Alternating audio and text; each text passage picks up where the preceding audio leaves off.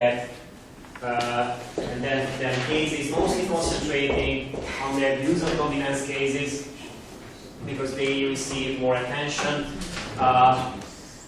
Basically, they still are because now there is an ongoing investigation against Gazprom, and then some merger cases.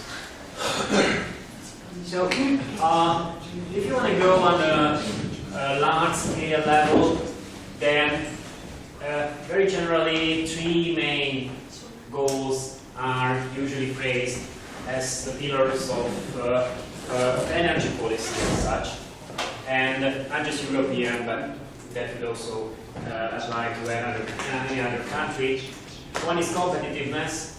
And here, the European Union has a very ambitious goal of completing the integrated gas and electricity market that are competitive till 2014. However, there is another evolving area, especially getting attention in the last 15 years, which is sustainability, controlling greenhouse activity of certain ineffective forms of generating electricity, and trying to develop renewable resources. And the third one, which is especially important in gas due to the resource condition in Europe, that is supply security. How to secure a quite stable demand of gas. And competition policy, its main concern is the first one. And the other two are controlled, or not necessarily controlled, but influenced by other policy areas, more both on the international and the national level. In the European Commission, there is a separate DG created for that goal, and this is DG Energy. Naturally, DG Energy also has a say on competitiveness issue, but mainly on that, DG Competition has a leading role. And naturally, because of that multitude of institutes, there are some conflicts arising. Also, some member states are advocating more for one policy model than the others. We gotta see in the evolution of some energy packages. And especially in the sustainability area, there are a lot of state aid questions. Because in order to get those new areas started, you might need some help from governments. Those state aid questions I'm not touching because that's a big box to open. And well, the main fields here, they can. Competition policy, now concentrating strictly on that, can concern all vertical levels from production till retail. And, well, we're gonna concentrate on basically 4 levels. Only 3 is applicable. One is like the wholesale, and in case of electricity, that's usually production and wholesale. In the case of gas, it's much more like importing it to the specific country and wholesale. Then there is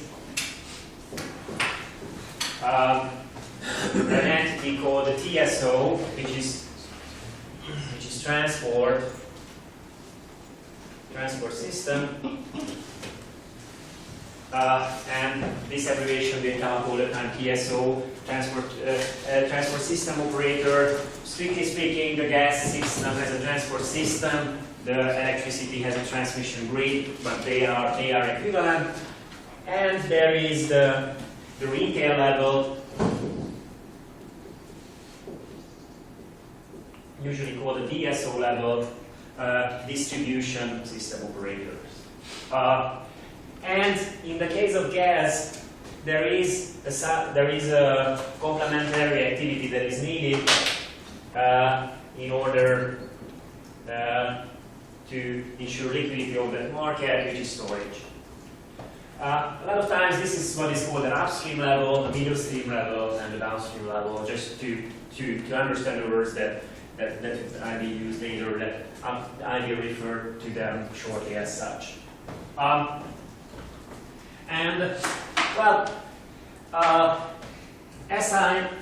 As I already outlined, this vertical structure is very similar for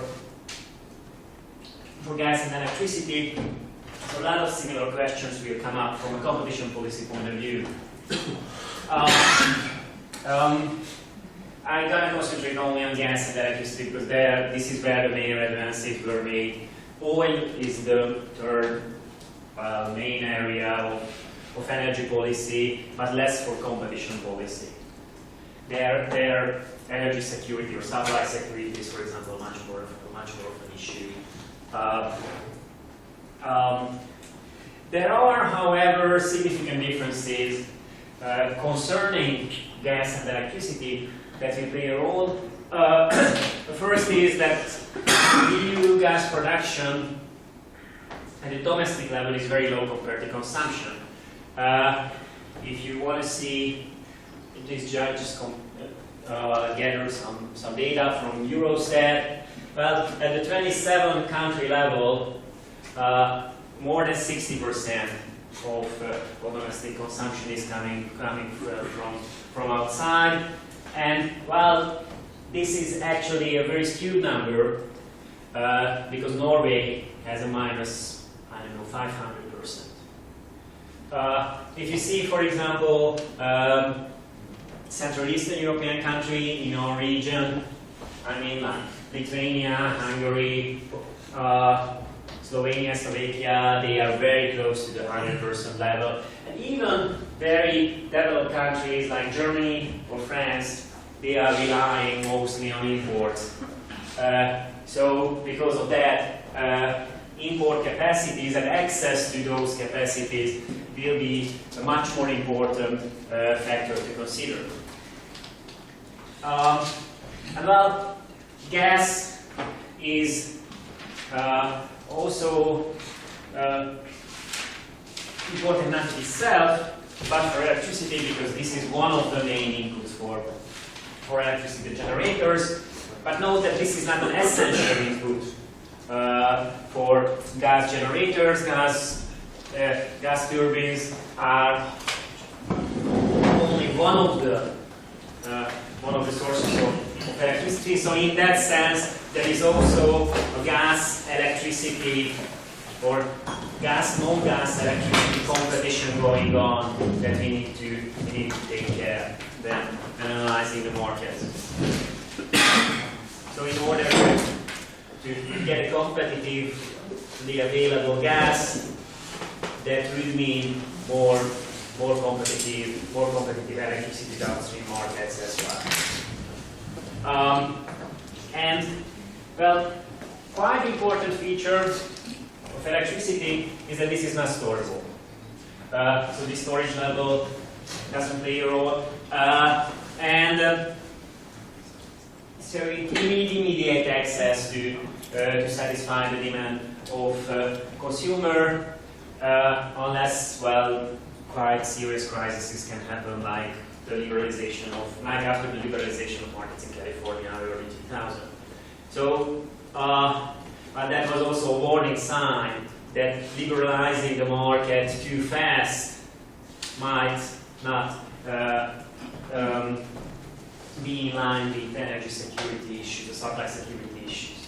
And because there is a law of one price, in that sense, the role of marginal generators, those who are just on the verge of being switched on and off, become more important. It's just to illustrate that, this is how the cost structure of different energy generators look like. Note that this is artificial in the sense, so it doesn't necessarily mean that nuclear has twice as high marginal cost as a hydro. this was just a sketchy graph, but certainly nuclear is one of the most efficient generation form, and there is also the property that it's not that easy to switch on or off a nuclear generator. Hydro would be the main form of generating energy, but that's not available for all countries. In the northern countries, it plays a very big role. But in Central European countries, nuclear is mostly the most efficient form. Well, in Albania, for example, there is there are very good conditions for hydro. Lignite and coal generators would be like second best or third best options, but there are a lot of environmental issues with that. So that quantity supplied by them is actually much lower. Again, also the quantities are not necessarily not the same. And here is where gas is playing a big role. The CCGT are this combined cycle gas turbines, a very big, reform in using gas as an electricity producing device, and mostly the marginal generators lie somewhere here in the CCGT area. And well, as this is a stepwise function, you can see that here basically the marginal cost of that gas generator is the one that is determining the price, and naturally there will be a big margin on the nuclear energy. And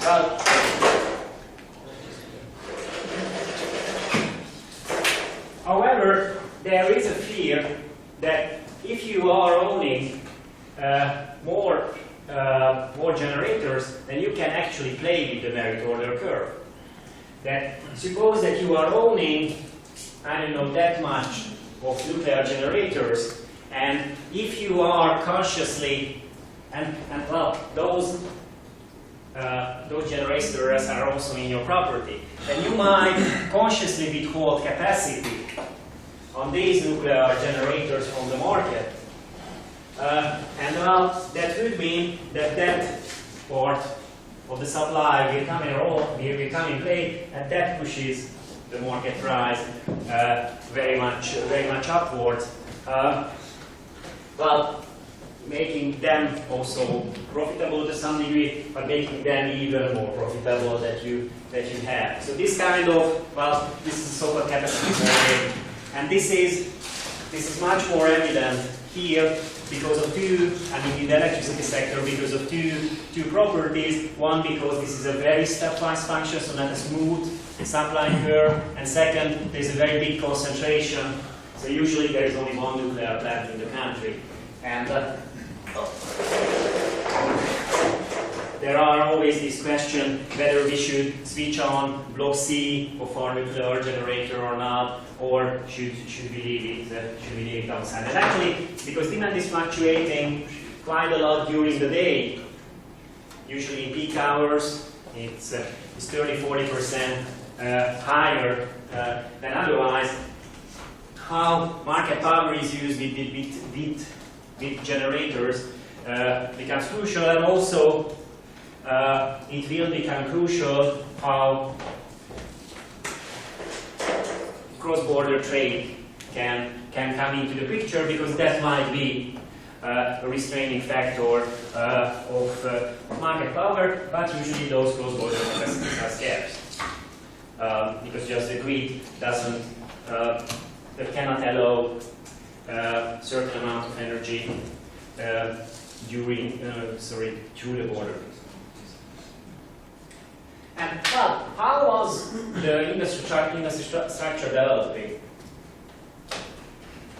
Until the 90s, this was a very much vertically integrated structure. So all these levels belong to one company. And then there was a central regulator controlling both the prices and the axis at the several levels, and also investments. However, from the 90s, there were quite big changes that changed the picture considerably. One is how cost structure changes happen. This is just to show the average cost evaluation of a gas plant, well, heat plant basically. First, they became efficient in the sense that the average cost was shrinking, but in order to reach an efficient amount of scale, they had to be producing at a very high level. So they still were natural monopolies in that sense. And the big step was with the introduction of the CCGT, because, well, before, I don't know, 80% of energy was lost of heat was lost during the energy generating process. With CCGT, you can do it much more efficiently. And that created, at the upstream level, the possibility of other upstream guys to enter. Well, in case of gas, international trade evolved much more, so that also created possibilities for imports to enter. Well, that's good in the sense that from the upstream, it would be possible to generate competition. And there was big opening facilitated at the downstream level. First, the thought was that we just have to liberalize downstream level, but then, well, came some other warning signs that maybe it should be done more cautiously. So there is also some competition. However, the main problem comes from that part being a bottleneck. That the TSO system is very hard to replicate and very costly to replicate, and it really makes no sense to replicate. Not just because you have to, I don't know, put the towers on, but there are a lot of ancillary services. You have to maintain a balancing energy market and so on. So actually, the problem, most of the competition problems arise because that TSO might have incentives to distort the market, especially if it remains in a vertically integrated structure, because then it can favor either its upstream arm or its downstream arm or both. And well, this isn't really a bottleneck in that sense, because that's something like that. This is most people, or rather not that many people, call this hourglass structure. And well, this improved competition was expected to have quite a few benefits. One was on this productive efficiency front, but also dynamically. It seemed like a very good safeguard to give proper incentive for investment.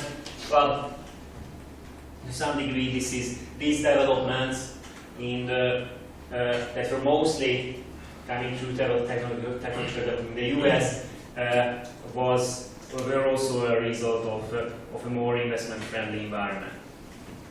And the opening of borders had this idea that, well, not only domestic generators, domestic sources can generate competition, but the entry, or at least the possibility of entry, potential competition, drives down prices. And there is also a big role of this market integration objective, which plays a big part actually in improving energy security of Europe, especially given the figures you have seen before. There is a big need actually to diversify resources, much more for Central European countries, Central Eastern European countries that rely almost predominantly on Russian resources, and not just on Russian resources, but well, resources coming from the northeastern part, and there will be quite a bit of amount of gas available in the former Soviet countries at the southern part, but for that you need to build the southern corridor first, and there were some pipeline construction projects going on. Nabucco is the one that is maybe realizing in a few years. However, still, if those openings are made, this big guy here in the middle might create some problems, not just because of the incentives that will be also present, but also because it reduces market transparency considerably. And it doesn't really create an environment where these big investments would either entry on the wholesale level by building new plants or building a distribution network downstream would be favored. And well, these developments pushed policy very much further, very much in trying to somehow fix the situation. But it was also realized that this liberalization cannot be done very quickly, mostly because of political reasons, but also because they are very capital-intensive industries. You cannot just initiate quick changes over a year. The contracts are usually of longer duration. You need to respect that. But more importantly, it's these markets might be fine-tuned more appropriately because of security reasons.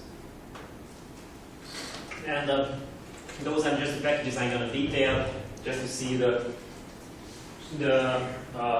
dates. In the middle of the 90s, there was the first package, the first gas directive, 1898, and the first gas directive, 96. There was the second package in 2003. Then there was a very big energy sector inquiry, where the Commission basically wanted to see what is really going on in that sector, and that was like 18 months long investigation concerning a lot of countries, especially Germany, France, UK, Netherlands, so mostly concentrating on the western area of Europe. Well, the member states just joined in Central Eastern Europe, and then there was a third energy package in 2009, a lot of regulation and directives. Well, they are introduced at one point, but mostly there is like a 2-year debate at various policy levels beforehand, just to fine-tune the fine-tuning mechanism of this market. So, for example, the first proposal made by the Commission were in 2007 for the third energy package, and they debated it like for 16 months.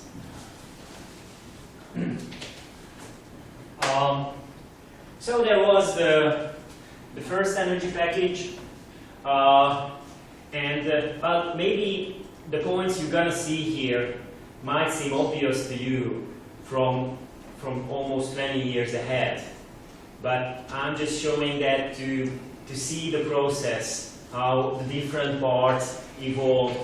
Now it's almost common sense for the necessity of these steps. So the first was that energy regulators should be created that are independent from the government and from companies, because in the 90s And even in, for example, there was a case against, say, in some countries, even the state-owned, vertically integrated company had a stake in the energy regulator. For example, last year there was still a case, a European court proceeding going against Bulgaria, the Bulgarian government, the liberalization concerning the Bulgarian markets, and it was still an issue indeed there how independent the energy regulator is, because there is this company Bulgatrans, I guess, which has members of government sitting in the board. And the first step that was made concerning the focus point of this development is the so-called accounting separation of the TSOs. So they still remain in the vertically integrated entity, but at least the costs should have been separated clearly, not by the accountant of the company, but by regulated methods, in order to see whether they are indeed charging in a model that is consistent with their costs. So if you don't have that, then no regulation is really possible. And also that third-party access should be given on this transmission network, both for gas and both for electricity, that would facilitate the entry of DSOs and also Freeport. And basically, if it needs to be done on a non-discriminatory basis, then you really need to have accounting separation, because that's the way to check that for. Although that might be still played, that you can still play it in such a way that is harming downstream competition. We're going to see. Big steps were made to facilitate even downstream entry. There were some privileged consumers. This was the name. But it was basically a consumption threshold above which you become a privileged consumers, and they had the right to select DSO. And because they can use the transport system, even a DSO in, I don't know, the eastern part of the country could have accessed the consumer at the western part of the country, right? Because TPA should have been given through that grid. There were slow improvements,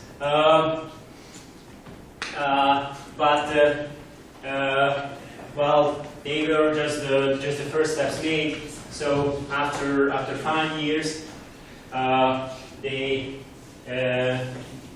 policy found that it can go to the next level, and it was observed that, well, although regulators are independent now, but much more power should be given to them. Basically, the national government should commit to give more powers to those independent regulators, because the government and the energy lobby behind it tends to bind the regulator's hand in various ways, not to be so strong. And they stepped the next level on the key focus and the separation of the TSO, and introduced this so-called legal unbundling. So this should be legally carved out of the vertically integrated company, although the big company can still have ownership rights on that, so control still remains, but legally they are not the same entity. And because of that, they are more an object of certain regulation. For example, there are restrictions on which kind of information can flow inside the company, because that's not inside the company anymore. On the upstream level, strictly speaking, it would be illegal for the TSO to supply information on DSO switching at the upstream to the upstream arm. So that's a although it might seem a small step in theory, in practice, that also increase transparency very much in the entity and decrease the effective control, but still remain. And TPA should be given to storage. That's more important for gas, naturally. On the same basis as before, also the condition of TPA were approved in a universal way that is also relevant for electricity. And more incentives were given to alternative form of natural gas that might come in. It's not available for all countries, but for most, and this is this LNG, this liquefied natural gas, and there were so that would open upstream markets further, and there was also a big opening at downstream level, setting fixed deadlines for a complete opening at 2007, but the big consumers, the non-residential consumers, already should have had the right to select the DSO till 2004. However, after the packages, the Commission, still realized basically that, and everybody knows that, so that's a conventional reason that, we did those steps and we believe they are working, but we are not exactly knowing what is going on in this industry with data and such.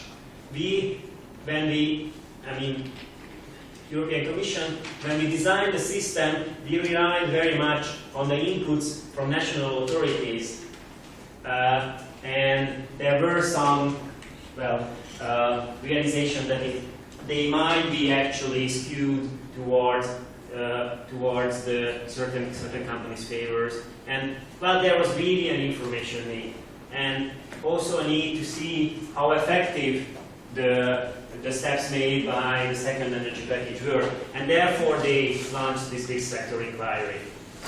And it actually came out with more pessimistic view than maybe expected.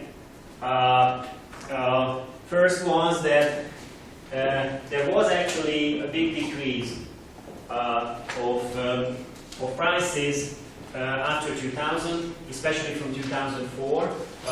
The results of the sector inquiry came out in 2007. That wasn't really attributable only to demand factor, and also the country-wise differences increased. So you expect a convergence, but at the end, regarding some neighboring countries that are even engaged in exchange, those are converging as this one of the main graphs of the sector inquiry regarding the price evaluation. Of course, in Germany, Netherlands, UK, France, and the North Pool, the Scandinavian countries, and almost still the second energy package, it seems working, but after that there is some disturbance. And demand was growing that time too, but the cost structure somehow kept track of that. Here there were some some well, unexplainable factors that raised concerns. The market concentration was found to be still very high, especially in wholesale segment. They even investigated the electricity exchanges as such, that you would expect that those are the more competitive forms of marketplaces, but even their concentration indexes were found to be very high. And still, because of that market power, lack of liquidity, especially in gas markets, long-term contracts, preventing entry, and also a non-transparent price structure favoring incumbents.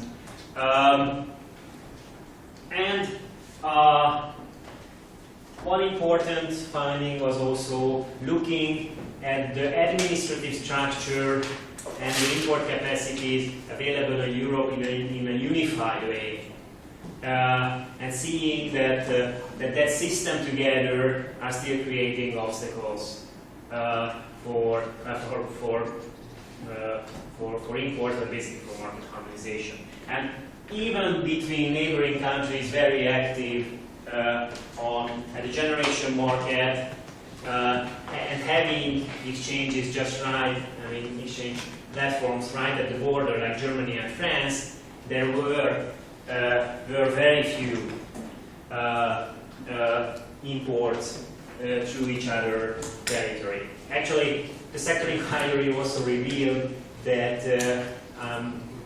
and there was a big case on that, the GDF, Gaz de France, and E.ON, the gas producer in Germany, were engaged in a market sharing, a kind of a market sharing agreement regarding gas from 1975,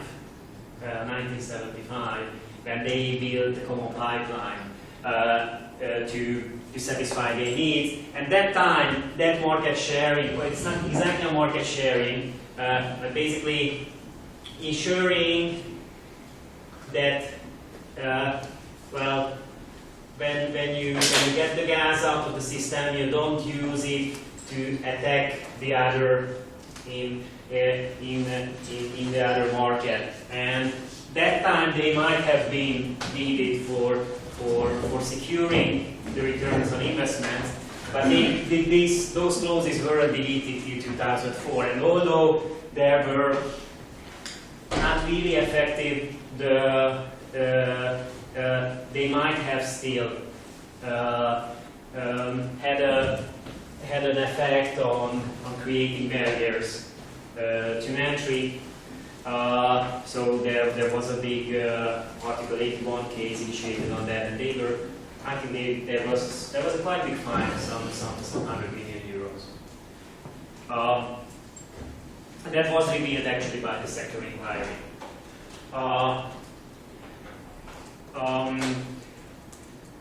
And that was the fifth part. And the main focus was again still on the transport system. Basically, they needed evidence to some degree to step to the next level, and they found quite a few even hard evidence on anti-competitive foreclosure, abusing even the legally separated TSOs, and therefore a lot of cases were launched even during the sector inquiry in 2006. But before going into that, just summarizing the third energy package, it created a more centralized system of coordination between the TSOs, this European ENTSO. There are two of that if you are searching for that ENTSO E for energy and ENTSO G for gas. An agency for cooperation of energy regulators, and the important thing is the so-called functional unbundling of TSO is now required. And there were also further steps initiated both at upstream and downstream level. But the main thing to discuss is the unbundling forms to choose. And the legislation proposal in 2007 actually gave the choice, or wanted to give the choice, for member states to choose between two forms of vertical separation. But then, due to active lobbying of some countries, there was a third option introduced. The first would be full ownership unbundling, OU, that's the common abbreviation for that. When the TSO is completely taken out of the vertically integrated system.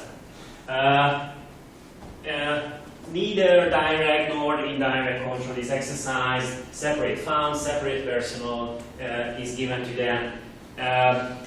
It was chosen only by a slight majority of the European countries. And interestingly, you don't see a pattern like that more developed countries are choosing one model and less developed countries are using another model. You see the list of the countries.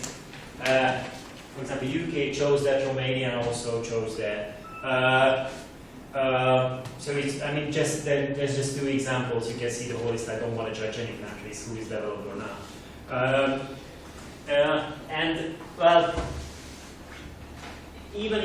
that's the more interesting part. Basically, this is why I made this comparison. That even the less efficient model was widely advocated by some very advanced countries like Germany and France, and some countries where the incumbent is a much stronger position like Hungary or Bulgaria.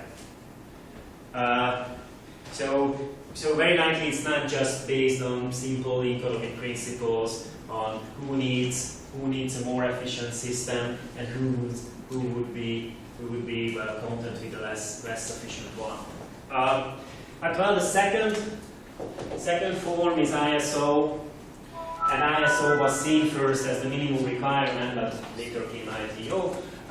When it is separated outside, but some ownership rights can be given to the vertically integrated company, but not control rights. So they can have a minority share, if you want to say it like that. But securing funds to operate independently and so on. And the ITO is basically not changing the model. It remains independent, the TSO, but more safeguards should be given to ensure its independence, which is, well, a bit of a problem. It's a hybrid system that has a lot of its problems. Well, first, it creates quite a few administrative costs on how to do it, and more costs on how to do it appropriately. Basically creates a big burden for the regulators. So, well, that was a policy consensus that was needed that time. And later, actually, the Commission, as we're going to see, made steps on the case fronts. That although some companies chose the ITO, that they companies should move to another unbundling form. And that's actually possible that separate models are chosen for gas and electricity. For example, Hungary did that. And there is enforcement. So that was the first big part. The policy directions and where we are now. And the enforcement actually came after. So that's even in the timeline it fits to the second part. because the sector inquiry made way for these additional cases, mainly on the abuse of dominance basis. But I already mentioned the cartel-like case. And the TOH, the theory of harm, is mainly a vertical exclusion. Typically, an upstream foreclosure in the sense that the transport system operator, who is actually, it's an upstream foreclosure, but he's actually operating in the middle stream, but from the downstream it's up. It sets the input prices or the access prices to this main infrastructure in such a way that forecloses a competitor that will otherwise create viable competition, which softens downstream competition and then increases prices. However, and that would be the typical way to do that. However, there is also another foreclosure. This is also called network foreclosure, because you foreclose the network from your competitors. There is downstream foreclosure when you build the entry barrier not at the upstream or midstream level, but at the downstream level by locking down consumers here below the DSO level. This is why it's also called customer foreclosure, or even the DSOs can be, or big consumers can be locked down. And because for upstream entry, you need a sufficient scale to attain a certain level of efficiency. If a lot of guys are locked down, only small scale entry can come upstream, and then upstream competition will be softened. And then upstream prices will be higher, and because of that, the DSOs have no option than to pass it on to consumers. It's a more tricky thing, but actually we're going to see in cases how it plays. And they are investigated both at a pure diffuser to deal, whether access has been given in a yes or no way to some import capacities or transportation capacities that were needed by competitors, or in a more economic way as a margin squeeze.